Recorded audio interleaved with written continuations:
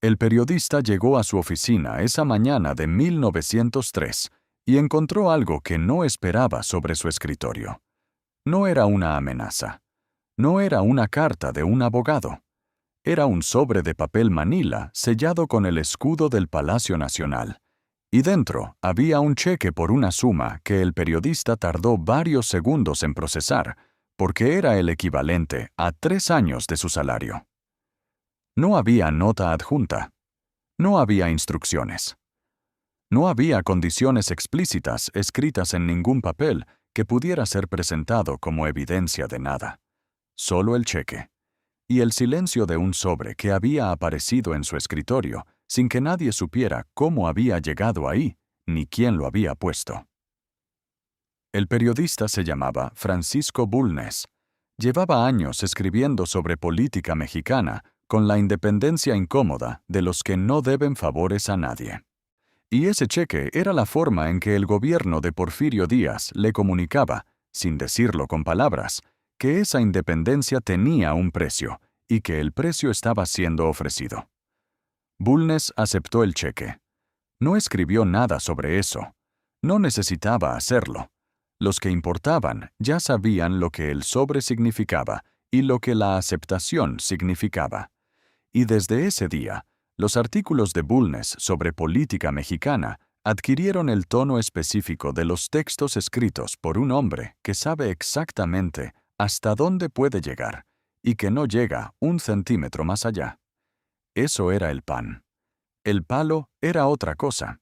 El palo era lo que le pasó al periodista Filomeno Mata, que recibió el mismo tipo de sobre y no lo aceptó, que siguió publicando en su periódico El Diario del Hogar las cosas que el gobierno de Díaz prefería que no se publicaran, que fue arrestado 34 veces en 30 años. 34 veces.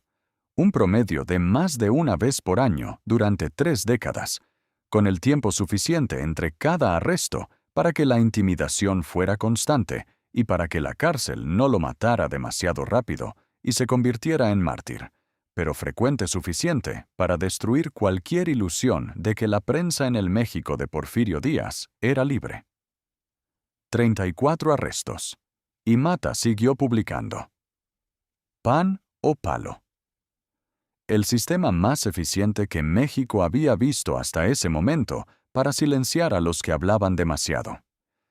Y si el pan no alcanzaba y el palo tampoco producía el silencio necesario, había una tercera opción que el gobierno de Díaz aplicaba con una elegancia administrativa que hacía difícil probar qué había ocurrido, que aunque todos supieran perfectamente lo que había ocurrido.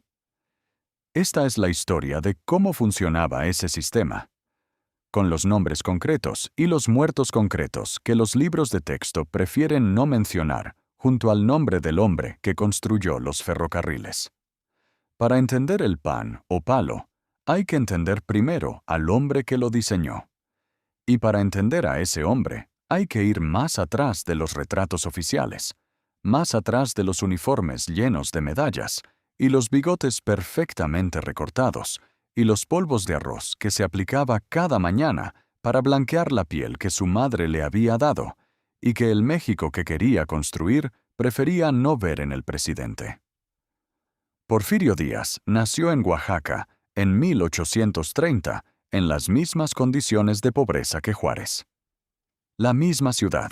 Saqué el mismo horizonte inicial de un hombre sin apellido ni dinero en el México del siglo XIX.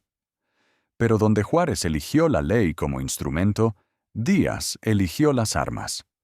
Y las armas le enseñaron algo sobre el poder que la ley no enseña con la misma eficiencia, que la obediencia no se convence, se produce. Que los hombres no hacen lo que se les dice porque están de acuerdo. Lo hacen porque el costo de no hacerlo supera el beneficio de la resistencia. Combatió en la Guerra de Reforma. Combatió contra los franceses con una ferocidad que sus propios generales encontraban difícil de controlar. Escapó de la prisión francesa en Puebla, descolgándose por las paredes del convento de Santa Catarina en la oscuridad, con cuerdas improvisadas, o en un episodio que se volvió leyenda antes de que la guerra terminara, porque era el tipo de historia que los soldados necesitan para creer que su comandante no es un hombre ordinario. Tomó el poder en 1876 con el Plan de Tuxtepec, que prometía la no reelección y producía el candidato que nunca dejaría de reelegirse. Y una vez en el Palacio Nacional, comenzó a construir el sistema que haría de México lo que Díaz quería que fuera. Un país donde el orden existía, porque el desorden tenía consecuencias que nadie quería pagar. El pan o palo no fue una política que Díaz anunció en ningún discurso, ni documentó en ningún decreto. Era el funcionamiento natural del sistema que construyó, la lógica que gobernaba cada relación entre el gobierno y los que podían representar un obstáculo para él. Cada gobernador, cada general, cada cacique regional, cada periodista importante, cada líder sindical, cada político con ambiciones propias, recibía tarde o temprano la comunicación que podía llegar de muchas formas, pero que siempre decía lo mismo. Puedes tenerlo todo, o puedes tener las consecuencias. Los que elegían la primera opción recibían lo que el sistema prometía: contratos, concesiones, cargos, haciendas, el tipo de prosperidad que en el México de finales del siglo XIX solo era accesible para los que tenían la protección del gobierno o la fortuna de haber nacido en la familia correcta. El sistema de Díaz les ofrecía la prosperidad sin la fortuna de nacimiento, a cambio de una sola cosa: la lealtad que se expresaba en el silencio correcto, en el momento correcto, y en el apoyo activo cuando el gobierno lo necesitaba. A los que elegían la segunda opción descubrían que el sistema también cumplía lo que prometía en esa dirección. El caso más sistemático y más documentado del palo fue el de los rurales. Los rurales eran la policía rural que Díaz reorganizó y expandió a partir de los años 80, hasta convertirlos en el instrumento más efectivo del control territorial fuera de las ciudades. Oficialmente, eran una fuerza de orden público encargada de mantener la seguridad en los caminos y en los pueblos. En la práctica, eran la mano armada del sistema, los hombres que ejecutaban las instrucciones que no podían ponerse por escrito sin comprometer al gobierno que las daba. La instrucción más frecuente era la que los propios rurales llamaban, con el cinismo de los que saben que las palabras también tienen su propia ley fuga: aplicar la ley fuga. La ley fuga no era una ley. Era un eufemismo que describía un procedimiento tan simple que no necesitaba ser escrito. El prisionero era liberado. Se le decía que podía irse, y en el momento en que comenzaba a caminar, los rurales le disparaban por la espalda y reportaban que había intentado escapar. Técnicamente, el disparo era legal. El prisionero había intentado huir. El guardia había disparado para detenerlo. El informe describía los hechos con la precisión de los documentos que están construidos para no decir lo que dicen. En la práctica, era una ejecución extrajudicial ejecutada con el protocolo suficiente para que el gobierno tuviera plausible negabilidad. La ley fuga se aplicaba con una consistencia que los historiadores han podido documentar, porque los informes de los rurales sobrevivieron en los archivos, y porque los números no cuadran de la manera en que los números no cuadran cuando el eufemismo ha sido aplicado tantas veces que ya nadie en el sistema se molesta en hacer que parezca accidente. El estado de Sonora, en los años 90 del siglo XIX, registró más muertes por ley fuga que por cualquier otra causa criminal documentada. Chihuahua también. Durango también. Los estados donde los yaquis y los mayas y los trabajadores de las haciendas intentaban resistir el avance de un sistema económico que los había convertido en el aceite del engranaje sin preguntarles si querían serlo. Pero el palo no solo se aplicaba a los que resistían con armas. Se aplicaba también a los que resistían con palabras. Y en ese ámbito, el sistema de Díaz desarrolló una elegancia particular que hacía innecesario en la mayoría de los casos llegar a la violencia física. El instrumento más sofisticado era el exilio, que no se llamaba exilio.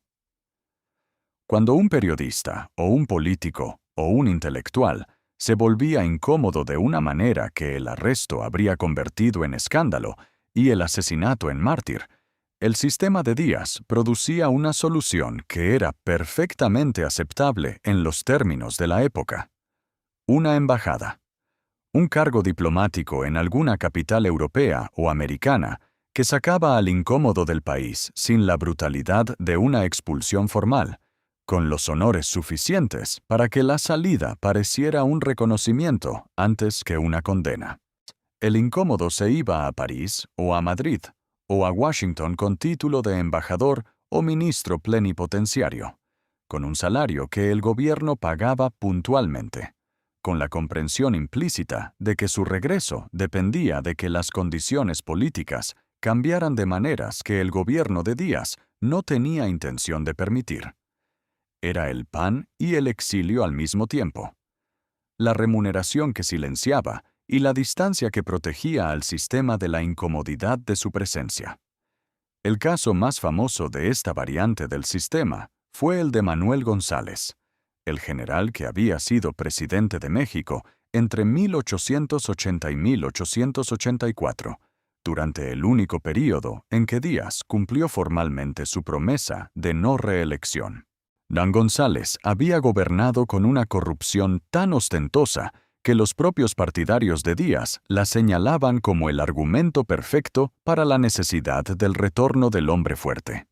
Y cuando González intentó traducir su presidencia en una influencia política que fuera más allá de lo que Díaz estaba dispuesto a tolerar, el sistema le ofreció cargos militares decorativos y distancia de los centros reales de decisión, hasta que González murió en 1893, habiendo entendido perfectamente, sin que nadie se lo dijera explícitamente, que el espacio que el sistema le concedía tenía límites que no convenía explorar.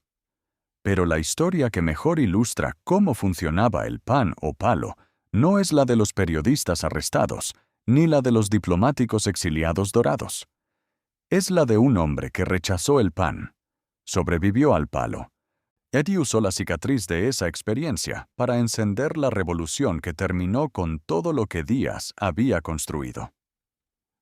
Ricardo Flores Magón tenía 26 años cuando fundó Regeneración en 1900 con su hermano Jesús. Era un periódico de oposición en el sentido más literal del término. Publicaba lo que el sistema de Díaz existía para impedir que se publicara. Documentaba la corrupción, nombraba a los corruptos, describía las condiciones de los trabajadores en las haciendas y en las minas con la especificidad de quien ha visto esas condiciones de cerca y ha decidido que el eufemismo es una forma de complicidad. El gobierno de Díaz intentó el pan primero, no con un sobre en el escritorio, que habría sido demasiado explícito para los estándares del sistema, sino con el tipo de presión oblicua que producía el mismo resultado sin dejar evidencia documental. Visitas de funcionarios que expresaban su preocupación por el bienestar del joven periodista. Insinuaciones sobre las oportunidades disponibles para los hombres de talento que supieran aprovecharlas.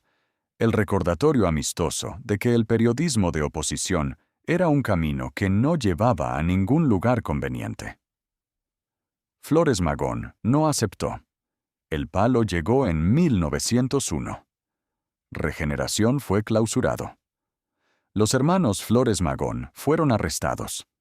El periódico reabrió. Los hermanos fueron arrestados de nuevo. El periódico reabrió de nuevo. El ciclo se repitió con la consistencia de los sistemas que no saben qué hacer con los hombres que no responden a ninguna de sus dos opciones. En 1904, después de múltiples arrestos y de la certeza de que el siguiente podría tener consecuencias más permanentes, los Flores Magón salieron del país. Primero a los Estados Unidos, donde siguieron publicando Regeneración desde San Antonio, desde St. Louis, desde Los Ángeles. desde fuera del alcance de los rurales, pero dentro del alcance de algo más moderno y más costoso: la red de espías que el gobierno de Díaz mantenía en el extranjero. El gobierno mexicano pagaba informantes en las comunidades de exiliados americanos. Pagaba para saber dónde vivían los que habían elegido el exilio antes que el silencio.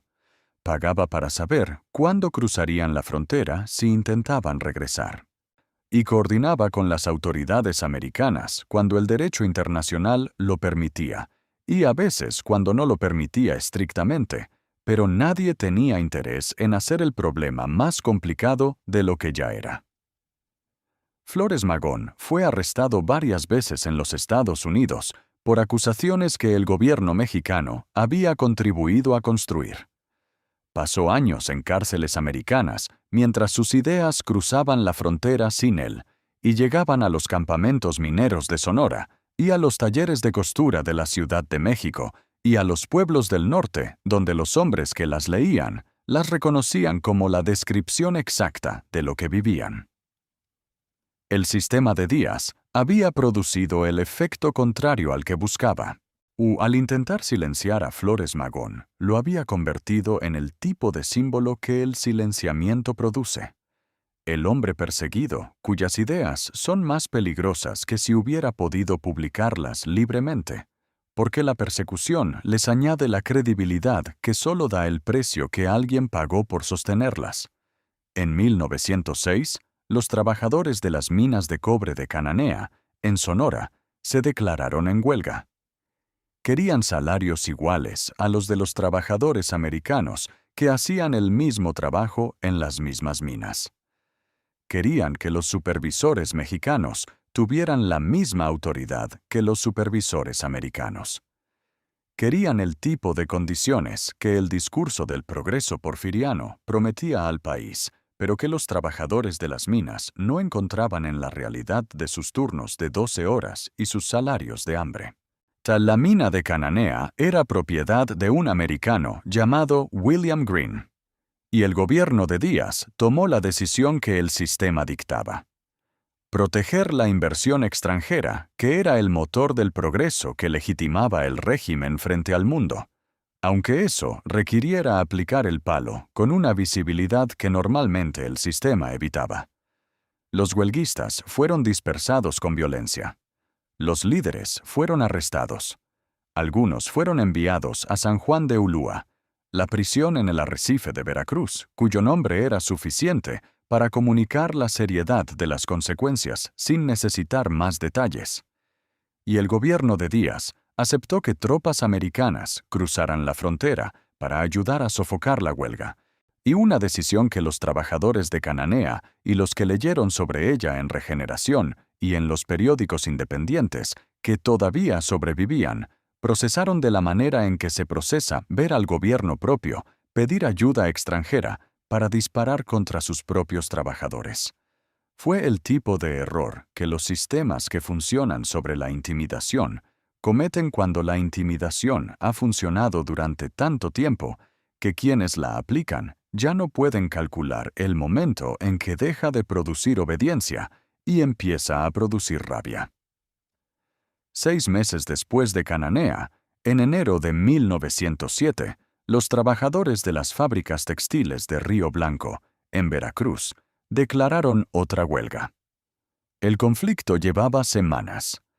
Díaz mismo había intentado mediar, produciendo un laudo que los trabajadores rechazaron porque las condiciones que establecía eran peores que las que tenían antes de la huelga. El 7 de enero, los trabajadores de Río Blanco salieron a las calles. La respuesta del gobierno fue inmediata y diseñada para ser visible, porque el sistema necesitaba que la próxima huelga no ocurriera, y para eso la represión de esta tenía que ser suficientemente brutal para que el costo de repetirla fuera incalculable. Los soldados dispararon sobre los trabajadores en la calle. Los muertos se contaron por docenas. Los líderes de la huelga fueron ejecutados en el acto o arrestados y enviados a Quintana Roo, donde el gobierno de Díaz enviaba a los que necesitaba desaparecer sin el escándalo de matarlos en un lugar visible. Quintana Roo era la respuesta del sistema de Díaz al problema de los hombres que rechazaban el PAN, sobrevivían al palo y seguían siendo demasiado conocidos para aplicarles la ley fuga sin consecuencias políticas. Era un territorio remoto, sin ferrocarril, con un clima que los médicos de la época describían como letal para los que no habían crecido en él, con una infraestructura de vigilancia suficientemente sólida como para que escapar fuera prácticamente imposible y suficientemente invisible como para que lo que ocurría ahí dentro no llegara a los periódicos que aún podían publicarlo. Los deportados a Quintana Roo no eran ejecutados oficialmente. Eran enviados a trabajar en las plantaciones de Enequén o en los proyectos de construcción del territorio bajo condiciones que producían la misma mortalidad que la ejecución, solo que en un plazo más largo y con la coartada administrativa de que el gobierno solo los había enviado a cumplir una condena de trabajo. Entre los deportados a Quintana Roo hubo políticos, periodistas, líderes sindicales, indígenas yaquis que se habían resistido al despojo de sus tierras en Sonora. Hubo también, en una ironía que el sistema de Díaz producía sin ninguna conciencia de ella, oaxaqueños, hombres del mismo estado, de la misma tierra, donde Porfirio Díaz había nacido en la pobreza y donde había aprendido que el mundo no hace excepciones. El sistema de Díaz hacía excepciones para los que tenían dinero, para los que tenían apellido, para los que elegían el PAN a tiempo y tenían algo que ofrecer a cambio, para los que venían de afuera con capital que invertir y contratos que firmar. Para esos, el PAN era generoso y el palo nunca llegaba. Para los yaquis de Sonora no había PAN, solo palo, solo deportación, solo la lenta desaparición de un pueblo en las plantaciones de Yucatán, lejos de los ríos y de la tierra que habían defendido durante generaciones contra todos los que habían intentado quitársela. Los yaquis habían resistido la colonización española, habían resistido la República Independiente, habían resistido décadas de presión para abandonar las tierras del río Yaqui, que el gobierno quería abrir a los hacendados sonorenses y a los inversores americanos que estaban dispuestos a pagar bien por tierras irrigadas en el desierto del norte. El gobierno de Díaz decidió resolver el problema yaqui de la manera más eficiente disponible: deportar a la población entera. No de golpe. El sistema de Díaz no hacía las cosas de golpe. Las hacía gradualmente, con la paciencia del que sabe que el tiempo trabaja para él y que la acumulación de decisiones pequeñas produce el resultado de una decisión grande, sin el escándalo que la decisión grande habría producido. Los yaquis que eran capturados en las campañas militares eran vendidos, a 8 pesos por cabeza, a los hacendados de Yucatán que necesitaban mano de obra para las plantaciones de Enequén. Vendidos. El precio está documentado en los archivos. 8 pesos. La misma palabra que usaban los funcionarios en los documentos oficiales, aunque el gobierno de Díaz nunca la usó en los discursos donde describía el progreso que el orden estaba haciendo posible. Se calcula que entre 1900 y 1910, entre 20 y 30,000 yaquis fueron deportados a Yucatán. Algunos historiadores elevan esa cifra. Nadie la baja significativamente. La diferencia entre las estimaciones más altas y las más bajas no cambia la naturaleza de lo que ocurrió. La naturaleza de lo que ocurrió era que el sistema de Díaz había encontrado, para el caso específico de los yaquis, un uso para el palo que era más rentable económicamente que la ley fuga. Si el problema era la resistencia de un pueblo que no aceptaba abandonar sus tierras, y si el gobierno necesitaba esas tierras para el proyecto económico que sustentaba el régimen, y si la solución de deportarlos producía simultáneamente la liberación de las tierras y la provisión de mano de obra para las haciendas del sur que pagaban bien por ella, Entonces, el palo y el pan podían ser la misma cosa aplicada a distintos destinatarios. Los yaquis recibían el palo. Los hacendados de Yucatán recibían el pan de los trabajadores que el gobierno les enviaba. Los hacendados sonorenses recibían el pan de las tierras que el gobierno les facilitaba. Y el gobierno recibía el pan de los impuestos y las concesiones que unos y otros pagaban por el sistema que los hacía posibles. Era una elegancia contable que Díaz apreciaría, aunque nunca la describiera en esos términos. Pero el sistema más refinado del pan, o palo, no era el que se aplicaba a los trabajadores ni a los indígenas, que eran grupos que el régimen había decidido que no tenían voz que pudiera producir consecuencias políticas inmediatas. El sistema más refinado era el que se aplicaba a los hombres que sí tenían esa voz.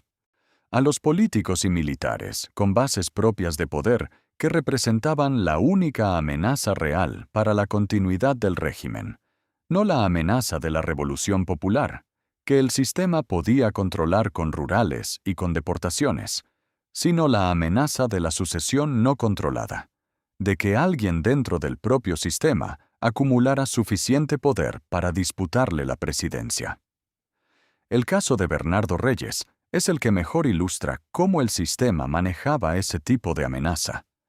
Bernardo Reyes era el gobernador de Nuevo León desde 1885 y era, en todos los sentidos que importaban políticamente, el hombre más poderoso de México después de Díaz.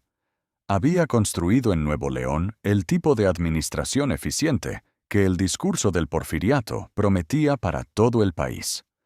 Había modernizado el ejército de su estado, había atraído inversión, se había construido infraestructura, había mantenido el orden con una disciplina que los propios generales del ejército federal admiraban, y había acumulado lealtades.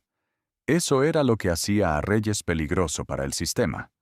No sus ambiciones, que eran evidentes, pero que Díaz podía tolerar mientras permanecieran dentro de los canales que él controlaba, sino las lealtades, los generales que lo seguían, los políticos del norte que lo veían como el sucesor natural cuando Díaz finalmente cediera el poder. En 1903, esas lealtades habían crecido hasta el punto donde ya no podían ser ignoradas. La prensa independiente hablaba de Reyes como candidato presidencial.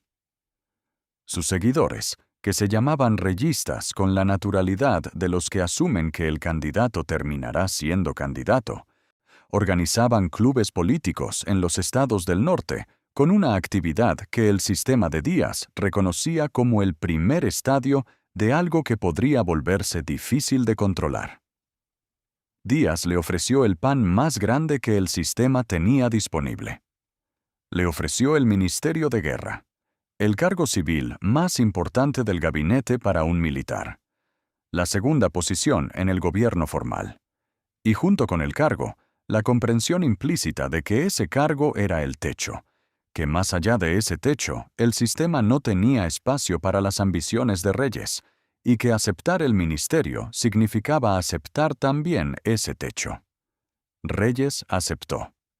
Los reyistas, que esperaban la candidatura presidencial, se encontraron de repente con que su líder había aceptado un cargo que lo colocaba dentro del sistema antes que enfrentándolo.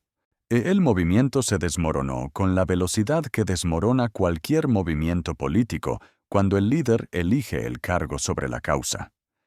Díaz lo mantuvo en el ministerio el tiempo suficiente para que las lealtades que Reyes había acumulado se dispersaran, para que los generales que lo seguían fueran redistribuidos en destinos que los alejaban del núcleo del poder, para que los clubes reyistas del norte se disolvieran en la ausencia de la perspectiva que los había creado. Y luego, cuando el trabajo de dispersión estaba suficientemente avanzado, envió a Reyes a Europa con el encargo de estudiar la organización de los ejércitos alemanes y franceses para la modernización de las Fuerzas Armadas mexicanas. Un encargo razonable. Un encargo respetable. o un encargo que ponía al hombre más peligroso del sistema a miles de kilómetros del país en el que representaba una amenaza, con un sueldo generoso y un título que le permitía mantener la imagen sin conservar el poder. Pan y exilio. La combinación perfecta del sistema. Reyes pasó años en Europa. Regresó cuando Díaz ya había caído y la revolución que el sistema no había podido impedir estaba reconfigurando todo. Intentó encontrar su lugar en el nuevo paisaje político. No lo encontró. Murió en 1913 en un intento fallido de golpe de Estado contra Madero, fusilado frente al Palacio Nacional en un episodio que tenía la melancolía de todos los finales que llegan demasiado tarde. Y hasta el hombre que había sido el candidato alternativo al presidente más poderoso que México había visto, murió intentando disputarle el poder a un sucesor que ya era historia antes de que terminara su primer año de gobierno. El pan de Díaz lo había devorado tan completamente que cuando el palo llegó, no lo manejó él. Los últimos años del sistema de Díaz son los más reveladores, porque son los años donde el sistema empezó a mostrar las contradicciones que solo se hacen visibles cuando una máquina lleva demasiado tiempo funcionando sin mantenimiento. El PAN había producido una élite que dependía completamente del sistema para su prosperidad y que había perdido la capacidad de ver lo que estaba ocurriendo fuera del círculo que el sistema les permitía ver. Los científicos, el grupo de intelectuales y tecnócratas que rodeaban a Díaz y que le filtraban la realidad a través del tamiz de sus propios intereses, le informaban de un México que funcionaba perfectamente, porque el México que no funcionaba no llegaba a los informes que ellos preparaban. El palo había producido una generación de hombres en los estados del norte que habían visto a sus padres deportados o asesinados o silenciados y que habían crecido con la certeza de que el sistema no tenía lugar para ellos, excepto como instrumentos de la prosperidad de otros. Y la entrevista que Díaz concedió al periodista americano James Krillman en 1908, donde declaró que México estaba listo para la democracia y que él vería con buenos ojos la formación de un partido de oposición, se produjo el único resultado que el sistema no había calculado: que alguien lo tomara en serio. Francisco Madero tenía 35 años cuando leyó la entrevista de Krillman.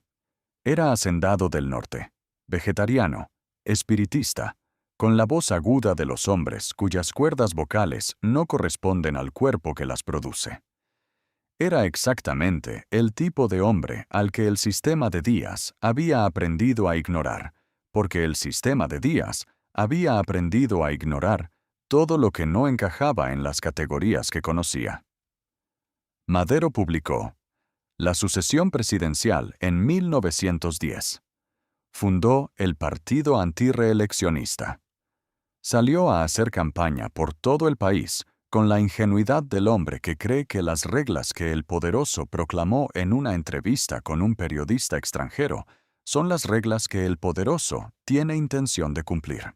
Y Díaz lo arrestó en junio de 1910, antes de las elecciones, con el cargo de incitar a la rebelión. Las elecciones se celebraron sin Madero. Díaz ganó con el tipo de cifras que producen las elecciones en los países donde el aparato del Estado controla los resultados. Luego liberó a Madero, probablemente porque calculó que el peligro había pasado y que mantenerlo en prisión era más complicado que dejarlo en libertad vigilada. Fue el error que el sistema de pan o palo comete cuando ha funcionado tanto tiempo que quienes lo operan ya no pueden concebir que alguien rechace ambas opciones. Madero se escapó a San Antonio, lanzó el Plan de San Luis Potosí. Y el 20 de noviembre de 1910, en cientos de lugares simultáneos de los que el sistema de rurales y de deportaciones y de ley fuga no podía estar en todos al mismo tiempo, México comenzó a pelear la guerra que el sistema había estado posponiendo con el PAN y produciendo con el palo durante 34 años. Los rurales que habían aplicado la ley fuga en Chihuahua se encontraron con que los que debían perseguir eran también los que conocían el terreno mejor que ellos. Los generales que Díaz había redistribuido para que no acumularan bases propias de poder resultaron ser exactamente los generales que la guerra requería y que el ejército federal no tenía. Y el aparato de espías que el gobierno mantenía en los Estados Unidos y que había perseguido a los Flores Magón por una década, descubrió que los Flores Magón habían estado usando ese tiempo para construir exactamente la red de organizaciones y de ideas que la revolución necesitaba para propagarse en los estados del norte. O el sistema de pan o palo había producido, con la eficiencia de los sistemas que hacen bien lo que fueron diseñados para hacer, exactamente lo que había intentado evitar. Díaz renunció el 25 de mayo de 1911. Subió al vapor alemán Ipiranga, en Veracruz, el 31 de mayo, con la mandíbula hinchada y los ojos llenos de lágrimas. Se aferró a la barandilla de la popa y no apartó la vista de la costa hasta que desapareció en el horizonte. El hombre que había diseñado el sistema más eficiente de control político que México había conocido, murió en París en 1915, en un departamento alquilado, rodeado de sirvientes que ya no podía pagar bien. El último cheque del PAN, en cierto sentido, era el alquiler de ese departamento. Y el palo había llegado de donde nunca llega en los sistemas diseñados para producir obediencia. No desde arriba, desde abajo, y es desde los que el sistema había decidido que no tenían voz. Desde los trabajadores de Cananea y de Río Blanco. Desde los yaquis deportados a Yucatán. Desde los lectores de regeneración en los campamentos mineros del norte. Desde el hombre con voz aguda que el sistema había arrestado y liberado porque parecía inofensivo. El pan o palo funciona mientras el que lo aplica puede seguir pagando el pan y puede seguir aplicando el palo sin que ninguno de los dos produzca efectos secundarios que el sistema no pueda contener. En 1910, 34 años de PAN habían creado una deuda que ningún presupuesto nacional podía sostener indefinidamente, y 34 años de palo habían creado exactamente la generación de hombres que iban a cobrarla. Si esta historia te hizo ver el porfiriato con los ojos con que lo verían los que vivieron dentro de él, en lugar de los que lo estudiaron desde fuera, entonces ya sabes lo que tienes que hacer. Suscríbete al canal y activa la campana. Es la única manera de no perderte el próximo capítulo de una historia que todavía explica por qué México es lo que es. Y antes de irte, quiero saber qué piensas. Ve a los comentarios ahora mismo y escribe una sola palabra. Escribe necesario si crees que el pan o palo fue el precio inevitable de la modernización que México necesitaba. O escribe crimen si crees que ningún ferrocarril justifica los muertos de Cananea y los deportados yaquis. Una sola palabra. Y luego explícame por qué. Nos vemos en el próximo video. Hay algo que los libros de texto sobre el porfiriato no dicen con suficiente claridad y que es necesario decir para que la historia tenga el peso que merece. El sistema de pan o palo no era una anomalía. No era la desviación de un gobierno que en otros aspectos funcionaba según los principios que proclamaba. Era la estructura. Era el principio organizador de todo lo demás. Los ferrocarriles existían porque el sistema de pan o palo garantizaba que nadie interfiriera con las concesiones que los construían. La inversión extranjera llegaba porque el sistema garantizaba que ningún trabajador pudiera organizarse para pedir condiciones que redujeran los márgenes de ganancia. El orden que los diplomáticos extranjeros admiraban era el orden que produce el silencio forzado, no el orden que produce la justicia. Para entender esto completamente, hay que entender qué le pasó a la prensa. En 1876, cuando Díaz tomó el poder, México tenía decenas de periódicos independientes que cubrían la política con la ferocidad que produce la falta de censura formal. Había periódicos liberales, periódicos conservadores, periódicos que apoyaban a candidatos distintos y que se atacaban entre sí con el vocabulario sin filtros de la prensa del siglo XIX. En 1910, 34 años después, los periódicos importantes de México publicaban exactamente lo que el gobierno de Díaz quería que publicaran. No porque hubiera una ley de censura formal, no porque el gobierno controlara las imprentas, sino porque el sistema había aplicado el pan y el palo con suficiente consistencia durante suficiente tiempo, como para que los editores que querían seguir siendo editores hubieran aprendido dónde estaban los límites sin necesitar que nadie los escribiera. El mecanismo era sencillo y estaba documentado en los archivos del gobierno con la tranquilidad de quien no esperaba que esos archivos fueran algún día accesibles para los investigadores. El gobierno compraba suscripciones a los periódicos, miles de suscripciones pagadas por los ministerios, por las gobernaciones, por los ayuntamientos. Una suscripción institucional que representaba para el editor una proporción significativa de sus ingresos y que hacía al editor dependiente del gobierno de la misma manera que cualquier empresa depende de su cliente más importante. No era publicidad, era dependencia. La diferencia entre los dos es que la publicidad puede ser retirada sin consecuencias formales y la dependencia no puede ser administrada de la misma manera, porque cuando el cliente principal deja de pagar, la empresa cierra. El editor que publicaba algo que el gobierno no quería ver publicado, descubría que las suscripciones institucionales se cancelaban con la rapidez de los procesos administrativos que tienen prioridad cuando alguien los marca como urgentes.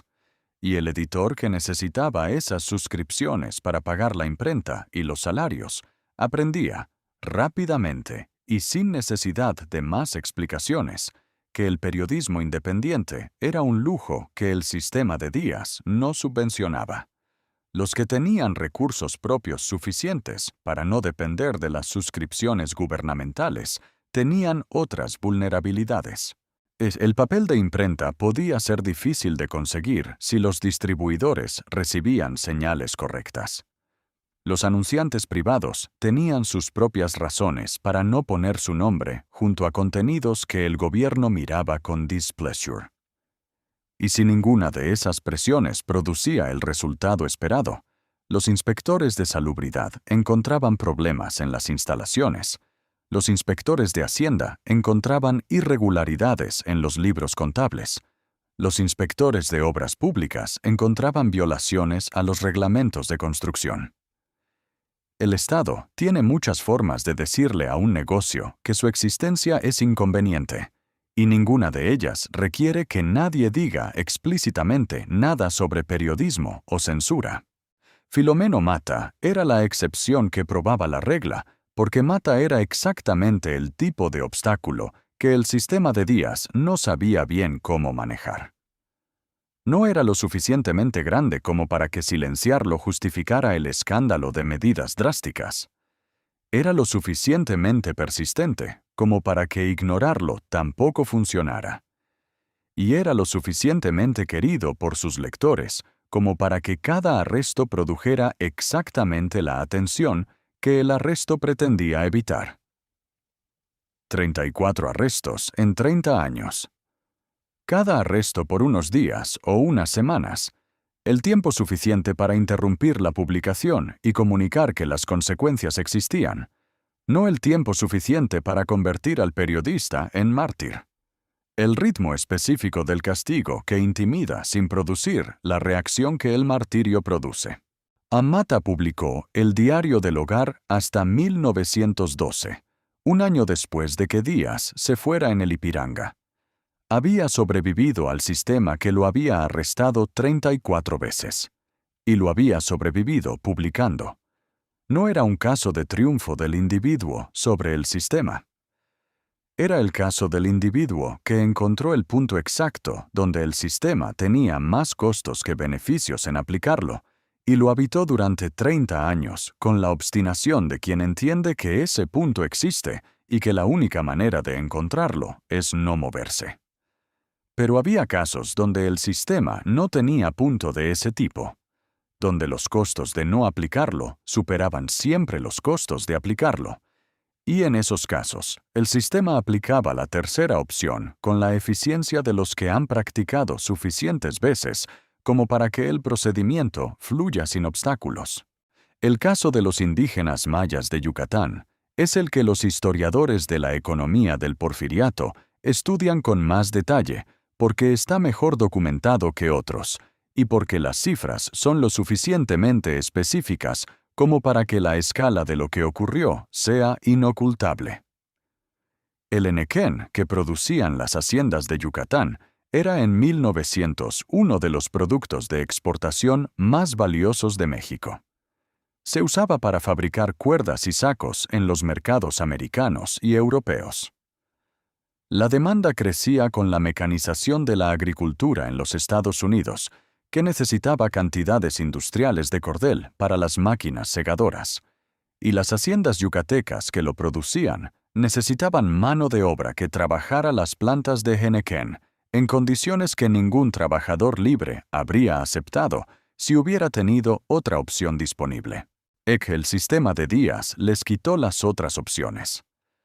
Los mayas de Yucatán, que habían sido reducidos a la servidumbre por deudas que los hacendados registraban en libros contables que nadie externo jamás revisaba, trabajaban en condiciones que los periodistas americanos que las visitaban describían en sus periódicos con el vocabulario de la esclavitud, aunque los funcionarios mexicanos que respondían a esas descripciones preferían otros términos.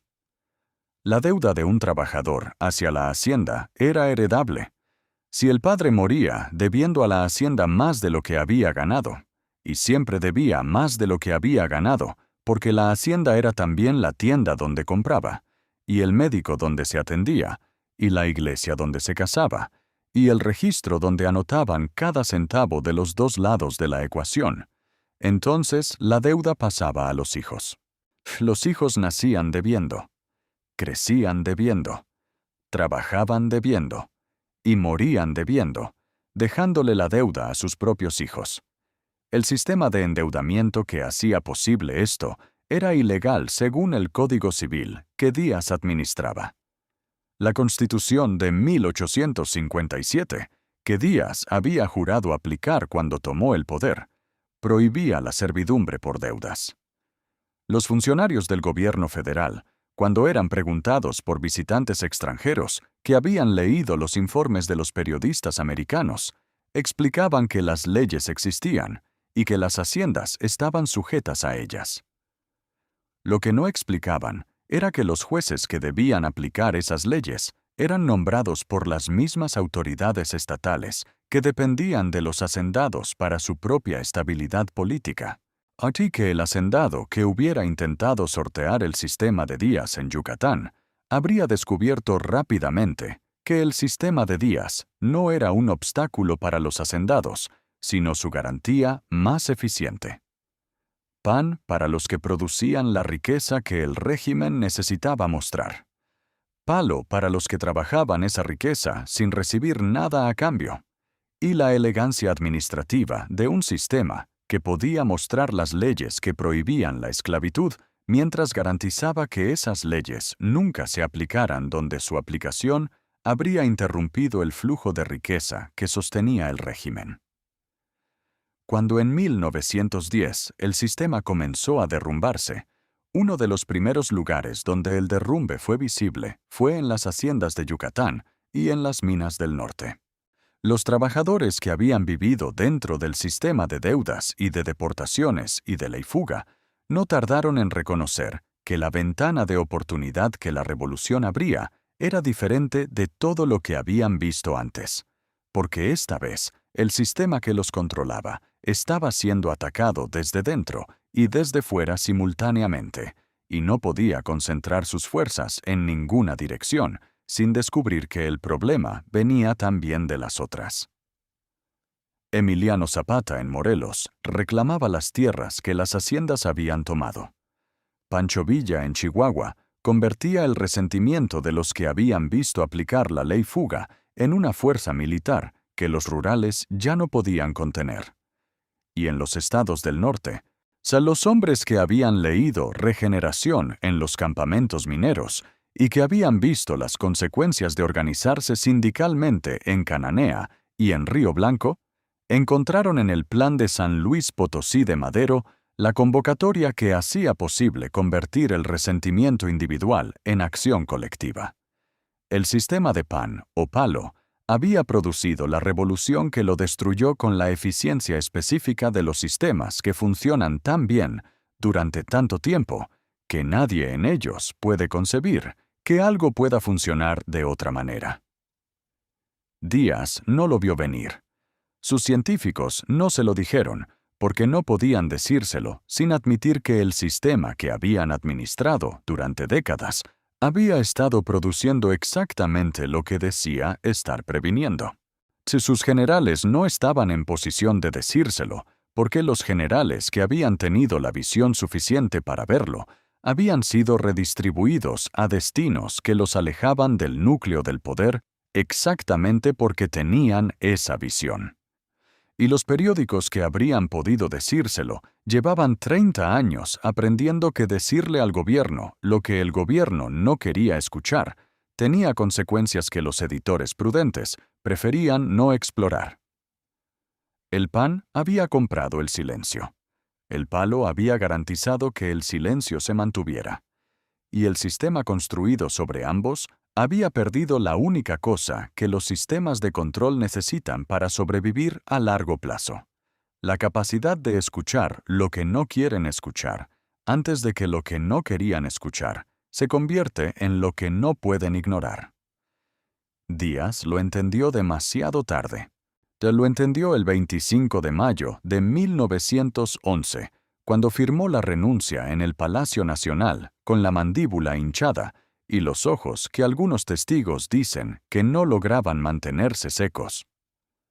Lo entendió en la popa del Ipiranga, mientras la costa de Veracruz se hacía más pequeña en el horizonte. Y lo entendió en París, en el departamento alquilado de la avenida Duclever, en los años que pasó visitando la tumba de Napoleón en Los Inválidos y recibiendo a los mexicanos que todavía se tomaban el trabajo de visitarlo.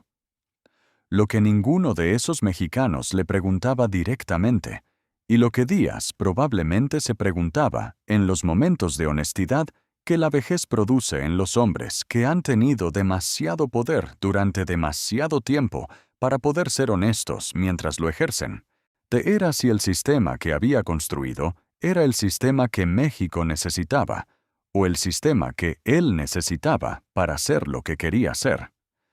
La respuesta que la historia da a esa pregunta no está en los ferrocarriles, ni en los edificios de mármol, ni en los balances presupuestarios que los científicos presentaban a los inversores extranjeros como evidencia del progreso. Está en los 8 pesos que el gobierno pagaba por cada yaqui vendido a las haciendas de Yucatán. Está en los 34 arrestos de Filomeno Mata.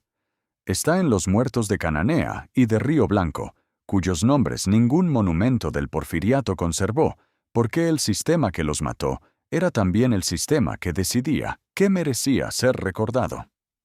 Está en Ricardo Flores Magón, que murió en la penitenciaría de Leavenworth, en Kansas, en 1922. Preso en el país donde el gobierno de Díaz lo había perseguido, después de haber pasado décadas escribiendo sobre la tierra y el trabajo con la convicción de los que saben que tienen razón y pagan el precio de tenerla. Y está, finalmente, en el sonido que se escucha en el México de noviembre de 1910, cuando en lugares que no podían comunicarse entre sí, en el mismo mes, en la misma semana, hombres que no se conocían tomaron la decisión simultánea de que el costo de la obediencia había superado definitivamente el costo de la resistencia. Ese sonido no se puede transcribir, pero se puede entender si se entiende lo que lo produjo. 34 años de pan y de palo. 34 años de ferrocarriles y de ley fuga. 34 años de modernidad para los que tenían y de deportaciones para los que no tenían. Y el ruido de 34 años de silencio forzado saliendo al mismo tiempo. Hay un momento específico que los historiadores del Porfiriato señalan como el punto donde el sistema mostró su primera grieta visible, no ante los trabajadores ni ante los indígenas, sino ante los propios aliados que el PAN había comprado. Era 1908. La Convención Republicana Americana había nominado a William Howard Taft como candidato presidencial. Las relaciones entre México y los Estados Unidos, que el sistema de Díaz había gestionado con la habilidad del que entiende que el vecino del norte es simultáneamente su mejor cliente y su amenaza más probable, estaban en un punto de transición que requería gestión cuidadosa. Díaz decidió que el momento era apropiado para una demostración de apertura democrática hacia la audiencia internacional, y concedió a James Creelman, periodista del Pearson's Magazine, la entrevista que cambiaría todo. Lo que Díaz dijo en esa entrevista no era nuevo en sus términos generales. Había dicho cosas similares en otras ocasiones. Lo nuevo era la claridad y la especificidad con que lo decía ante una audiencia internacional que lo citaría textualmente.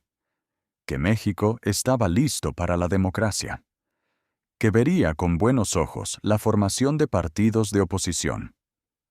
Que no buscaría la reelección. Creelman publicó la entrevista en inglés. Fue traducida al español. Circuló en México con la velocidad de los textos que dicen lo que la gente lleva tiempo esperando escuchar de la fuente que debería decirlo. Y el sistema de Díaz, lo que había funcionado durante 32 años sobre la certeza de que nadie tomaría en serio ninguna promesa de apertura, porque el sistema de consecuencias garantizaba que cualquier intento de tomarlas en serio tendría costos que ningún actor racional querría pagar. Descubrió que había producido, con 32 años de represión y silencio forzado, exactamente el tipo de rabia que convierte a los actores en irracionales en los términos que el sistema puede calcular. Francisco Madero era irracional en los términos del sistema. Era un hombre con dinero suficiente como para no necesitar el PAN, con convicciones suficientemente sinceras como para no temer el palo de la manera en que el sistema requería que los actores políticos lo temieran, y con la interpretación suficientemente literal de las palabras de Díaz, como para creer que cuando el presidente decía que vería con buenos ojos la oposición, el presidente decía lo que sus palabras decían. El sistema no tenía categoría para ese tipo de actor. Tenía categorías para el que aceptaba el PAN. Tenía categorías para el que soportaba el palo y se rendía. No tenía categorías para el que rechazaba el PAN, absorbía el palo, y seguía actuando como si las palabras que el gobierno había dicho ante un periodista americano fueran compromisos que el gobierno tenía intención de cumplir. La primera respuesta del sistema fue el arresto de junio de 1910. Madero fue detenido en San Luis Potosí con el cargo de incitar a la rebelión, que era la acusación estándar del palo institucional, cuando el palo necesitaba un fundamento legal visible. Las elecciones se celebraron con Madero en prisión. Díaz ganó con las cifras que el sistema producía cuando el sistema controlaba el proceso. La segunda respuesta del sistema fue la liberación de Madero en julio, bajo fianza, con la prohibición de salir de San Luis Potosí. Fue el error que el sistema cometió, porque el sistema no podía concebir que un hombre que había sido arrestado y liberado bajo fianza haría lo que Madero hizo: escapar, cruzar la frontera a los Estados Unidos y desde San Antonio lanzar el plan de San Luis Potosí, que convocaba al levantamiento para el 20 de noviembre. El sistema había calculado que el arresto produciría el silencio. había calculado que la liberación bajo condiciones produciría la obediencia que el arresto no había producido. Había calculado mal ambas cosas, porque había calculado con las categorías de los actores que conocía, y Madero no era ninguno de esos actores. Los meses que siguieron al 20 de noviembre son los meses donde el PAN o palo mostró definitivamente que tenía un límite que el tiempo había alcanzado. Los rurales que fueron enviados a perseguir a los alzados en Chihuahua encontraron que los alzados conocían el terreno mejor que ellos y que el apoyo de las comunidades que el sistema había controlado durante décadas ya no era confiable, porque las comunidades habían calculado que el costo de apoyar al sistema que había deportado a sus vecinos y aplicado la ley fuga a sus parientes era mayor que el costo de apoyar a los que se levantaban contra él. Los gobernadores que habían recibido el PAN durante décadas y que el sistema contaba como aliados sólidos, descubrieron que su propia posición dependía de la capacidad del gobierno federal de garantizar el orden, y que cuando esa capacidad comenzó a ser cuestionada en los estados del norte, la lealtad que el PAN había comprado resultó ser más frágil de lo que el precio pagado sugería. Y los generales del Ejército Federal, que habían sido seleccionados y promovidos durante décadas con el criterio de la lealtad personal antes que el de la competencia militar, encontraron que pelear una guerra de guerrillas en el norte de México contra hombres que tenían motivación, conocimiento del terreno y apoyo popular era diferente de las operaciones de control interno que habían ejecutado durante el Porfiriato. El sistema cayó. No de golpe.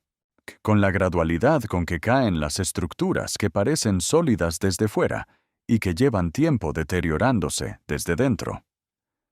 Ciudad Juárez cayó en mayo de 1911.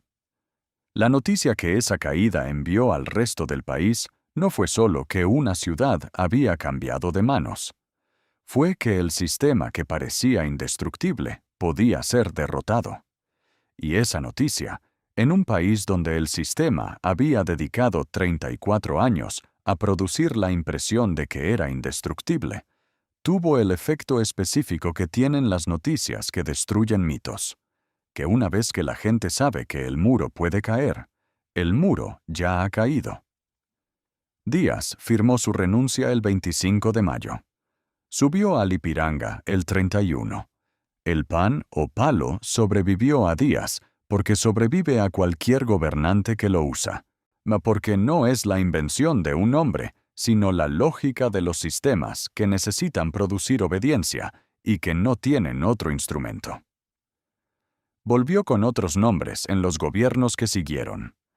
Algunos lo aplicaron con menos brutalidad y más sofisticación. Algunos con más brutalidad y menos sofisticación. Pero la lógica era la misma. Lo que cambió con la revolución de 1910 no fue el sistema. Fue la evidencia de que el sistema tenía un límite. Que la rabia acumulada durante suficiente tiempo encontraba la manera de superar el cálculo de costos y beneficios que el sistema usaba para producir obediencia. Que los hombres que no tenían nada que perder tomaban decisiones que el sistema no podía anticipar, porque el sistema había sido diseñado para actores que tenían algo que perder. Díaz lo sabía, o lo había sabido antes de que el tiempo y los científicos y el aislamiento del poder absoluto lo volvieran incapaz de actuar sobre ese conocimiento. Lo sabía porque él mismo había sido ese tipo de actor. El joven oaxaqueño, sin apellido ni dinero, que tomó las armas contra Juárez, porque calculó que el costo de no hacerlo era mayor que el costo de la rebelión.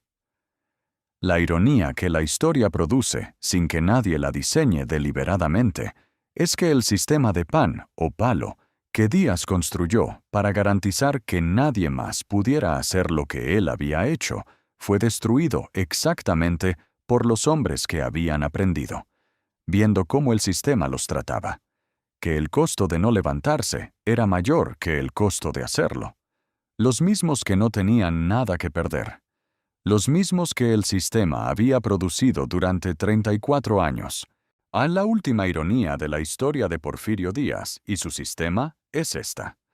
El hombre que en 1910 recibió el mismo cheque que el periodista Francisco Bulnes había recibido en 1903, que lo aceptó y que usó el dinero para pagar sus deudas y sus gastos y su silencio. Ese hombre sobrevivió el porfiriato, sobrevivió la revolución, sobrevivió los gobiernos que siguieron y murió de viejo en la Ciudad de México con una pensión que alguien, en algún gobierno posterior, consideró conveniente pagarle.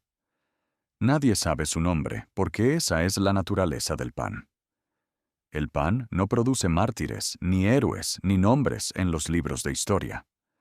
Produce el silencio que los hace posibles. Y el silencio no tiene nombre. Hay una última historia que vale la pena contar antes de cerrar. No porque sea la más dramática de las que tiene disponibles este periodo, sino porque es la más representativa de cómo funcionaba el sistema en su nivel más cotidiano y más invisible. En algún pueblo del norte de México, en algún año de entre 1880 y 1910, un hombre que era líder de su comunidad recibió la visita de un representante del gobernador. El representante venía a comunicarle que el gobierno necesitaba las tierras del ejido de la comunidad para un proyecto de desarrollo, que había una concesión firmada, que la ley de terrenos baldíos aplicaba al caso, y que el gobierno quería que la transición fuera tranquila. El representante tenía también una segunda cosa que comunicar, que no comunicó con palabras, sino con la presencia específica de los dos hombres armados que lo acompañaban y que permanecieron de pie junto a la puerta durante toda la conversación. El líder de la comunidad sabía lo que los dos hombres junto a la puerta comunicaban. Sabía también lo que le había pasado al líder de la comunidad vecina, que había intentado pelear la concesión en los juzgados el año anterior. Sabía lo que les había pasado a los líderes yaquis que habían elegido la resistencia. El representante esperó. El líder de la comunidad firmó. El representante se fue con los papeles y los dos hombres armados. Las tierras pasaron a la concesión. La comunidad encontró trabajo en la hacienda que se construyó sobre esas tierras, a los salarios que la hacienda determinó y en las condiciones que la hacienda estableció, con la deuda inicial de los enseres que la hacienda vendió a crédito y que garantizaban que el salario nunca alcanzara para saldar lo que se debía. Nadie murió ese día. No hubo violencia visible. El representante regresó con los papeles firmados y el gobernador envió una comunicación al Ministerio de Fomento informando que la concesión había sido procesada sin incidentes. Sin incidentes. Esa era la palabra que el sistema usaba para describir los días donde el pan, o palo, había producido el resultado que buscaba, sin necesidad de que el palo llegara a ser visible. Sin incidentes. Como si el hombre que firmó los papeles bajo la mirada de los dos hombres armados lo hubiera hecho libremente. Como si la libertad que la firma representaba fuera la misma libertad que la Constitución garantizaba, y que el sistema de días administraba con la eficiencia de los que saben que la distancia entre lo que la ley dice y lo que la práctica hace puede ser infinita mientras nadie tenga acceso a los dos términos de la comparación al mismo tiempo. Y eso era el porfiriato en su nivel más común. No los fusilamientos de Cananea, que fueron excepcionales en su visibilidad. No los arrestos de Filomeno Mata, que fueron excepcionales en su duración. No la deportación de los yaquis, que fue excepcional en su escala. Lo común era el representante con los dos hombres armados junto a la puerta. Lo común era la firma. Lo común era el día sin incidentes, que producía exactamente el resultado que el gobierno necesitaba, sin que nadie muriera, y sin que nadie pudiera señalar con el dedo un momento específico y decir, aquí fue donde ocurrió la injusticia.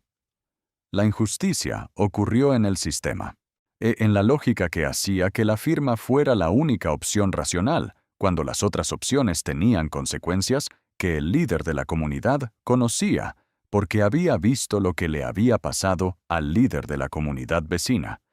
Y esa injusticia, distribuida en miles de días sin incidentes en miles de pueblos en todos los estados de la República durante 34 años, fue la que eventualmente produjo los hombres que el 20 de noviembre de 1910 decidieron que el costo de seguir firmando era mayor que el costo de dejar de hacerlo. El sistema de pan o palo produjo su propia destrucción. Con la eficiencia específica de los sistemas que funcionan perfectamente para el objetivo que declaran y que en el proceso de alcanzarlo crean exactamente las condiciones que el objetivo pretendía prevenir. Díaz quería orden. Construyó un orden que produjo 34 años de rabia acumulada. Quería prosperidad. Construyó una prosperidad que hizo más ricos a los que ya tenían y más pobres a los que ya no tenían. Quería permanencia. Construyó un sistema tan dependiente de su propia persona que cuando esa persona tuvo que irse, el sistema no tenía ningún mecanismo para seguir existiendo sin ella. Pan o palo. El sistema más eficiente que México había visto. Y la demostración más clara de que la eficiencia sin justicia no es eficiencia. Es solo la acumulación organizada del combustible para el incendio que tarde o temprano llega. El incendio llegó en 1910, y Díaz lo vio alejarse desde la popa del Ipiranga, llorando, mientras México ardía. La foto más famosa de Porfirio Díaz no es la del Ipiranga, es la que le tomaron en el Palacio Nacional en 1910, como el año del centenario, con el uniforme más cargado de medallas que había usado en su vida, en el trono simbólico de los presidentes mexicanos, mirando a la cámara con la expresión del hombre que ha construido un mundo a su imagen y que no puede concebir que ese mundo pueda existir sin él. Debajo de ese uniforme, la mandíbula ya empezaba a doler. Los médicos ya estaban tratando la infección que no podían controlar. Y en el norte, en los estados donde el representante con los 2 hombres armados había visitado demasiados pueblos, demasiadas veces, los hombres que habían firmado los papeles estaban calculando, en silencio, en privado, sin que ningún sistema de espías pudiera detectarlo, porque ocurría en el interior de cada uno y no en ningún lugar donde la vigilancia pudiera alcanzarlo, que había llegado el momento. Pan o palo. Eligieron el rifle. Eso es todo lo que hay que saber sobre el pan o palo. El sistema que construyó los ferrocarriles y deportó a los yaquis. El sistema que compró a los periodistas y arrestó a los que no se podían comprar. El sistema que exilió a los peligrosos con títulos diplomáticos y aplicó la ley fuga a los que no eran suficientemente importantes para merecer el exilio dorado. El sistema que produjo el orden que los inversores extranjeros admiraban y la rabia que los trabajadores de Cananea y de Río Blanco y de los ejidos despojados acumularon durante décadas hasta que la rabia fue mayor que el miedo. Y el sistema que al final, cuando el incendio llegó, ya no tenía ningún mecanismo para apagarlo, porque había dedicado 34 años a eliminar exactamente los mecanismos que habrían permitido apagarlo. La prensa libre, que habría dicho lo que estaba ocurriendo. Los líderes políticos independientes, que habrían canalizado el descontento. Las organizaciones de trabajadores, que habrían negociado antes de que la negociación dejara de ser posible. Pan o palo. El sistema perfecto para destruirse a sí mismo.